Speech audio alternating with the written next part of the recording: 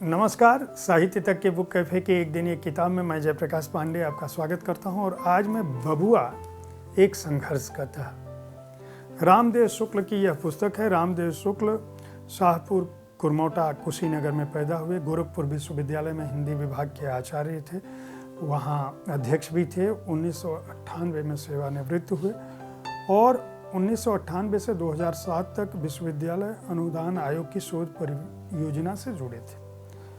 जाने माने विद्वान हैं। बहुत सारी पुस्तकें उनकी हिंदी में आ चुकी हैं। ग्राम देवता, संकल्पना, विकल्प, मंदर्पण, अगला कदम, 10 दिगंत, ये सब आ चुका है। कहानी संग्रह, उजली हंसी की वापसी, पतिव्रता, 3 लंबी कहानियाँ, माटी बाबा की कहानी, नीलाम घर, नाटक भी उन्होंने लिखा है, राजनीति के खिलाड़ी, कुछ रेडियो नाटक, निराला के उपन्यास, घनानंद का काव्य, घनानंद का श्रृंगार काव्य, बिहारी, इन पर उन्होंने काम किया। हिंदी के प्रमुख नाटककार प्रसाद एवं निराला की कथा गद्य का आस्वादन किया है। कई पुस्तकों का संपादन भी किया है और ढेर सारे सम्मान भी प्राप्त कर चुके हैं। यह पुस्तक बबुआ एक संघर्ष कथा एक ऐसे परिवार के व्यक्ति के बारे में है जिसने मजदूरी से किसी समय में अपने घर में परिवार की गरीबी के चलते मंगल मिश्र नाम के आदमी के साथ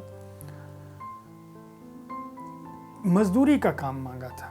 वहाँ से शुरू किया शीतल शुक्ल ने और फिर धीरे धीरे अपनी मेहनत से अपने ननिहाल जाकर अपनी नानी की सेवा कर किस तरह से अपना आत्मिक विकास किया और पूरे इलाके में एक उदार व्यक्ति के रूप में न केवल अपने को स्थापित किया बल्कि खेती, किसानी, भारतीय संस्कृति, भारतीय साहित्य, कला और धर्म के क्षेत्र में भी अपनी एक छाप छोड़ी।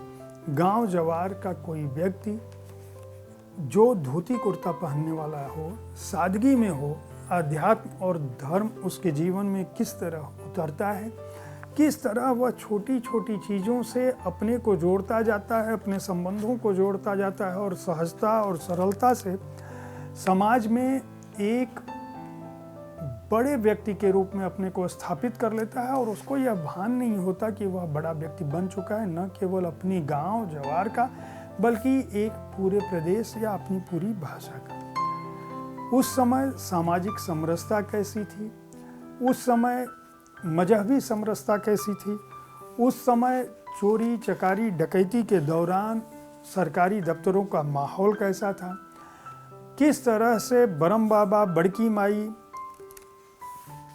तरह के नए नए ग्राम देवताओं को लेकर लोगों का अनुराग विराग था, आयुर्वेद से जुड़े हुए गांव समाज में जो डॉक्टर होते थे उनकी क्या सोच थी, किस तरह से मंदिरों की स्थापना हो रही थी और मंदिर के पुजारियों को लेके, पड़ोसियों को लेके लोगों की सोच क्या थी, यहाँ तक कि निचली जाति को लेकर किस तरह से मानवीय दृष्टिकोण था गांव के लोगों का।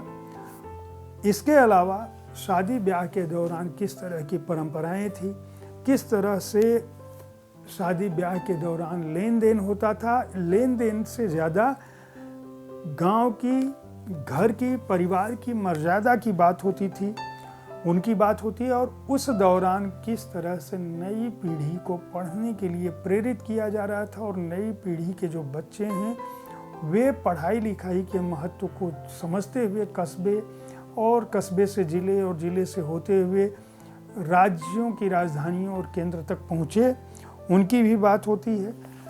कचहरी, कोर्ट, मुकदमा कैसे होता है, थाने के स्तर पर किस तरह की राजनीति होती है और किस तरह थानेदार दूसरे लोगों को फंसाने की बात करते हैं, पड़ोसियों को, दयादों को फंसाने की राजनीति में पढ़ते हैं। इन सब का उल्लेख बबुआ एक संघर्ष कथा में बबुआ यानी शीतल शुक्ल की जीवन के बहाने रामदेव शुक्ल सर्जते हैं। यह एक बहुत ही महत्वपूर्ण पुस्तक है जो आपको आज़ादी के तुरंत बाद के भारतीय समाज के बारे में एक व्यक्ति के माध्यम से समूचे परिदृश्य को, बदलाव के समूचे दौर को और इन सब के बीच आध्यात्म, धर्म, समाज सेवा, सहृदयता और दोस्ती को स्थापित करती है, इसके बारे में जान सकेंगे।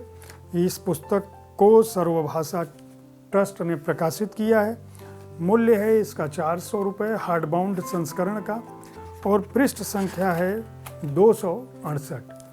उम्मीद है साहित्य तक का यह एपिसोड आपको पसंद आया होगा। इस कार्यक्रम में आप किस तरह की पुस्तकों की चर्चा चाहते हैं, इसके बारे में अपनी राय से हमें ज़रूर अवगत कराएं। हमारी कोशिश होती है कि विविध विधाओं की पुस्तकों के साथ आपके पास पहुँचें ताकि आपको अच्छी पुस्तकों के चयन में आसानी हो।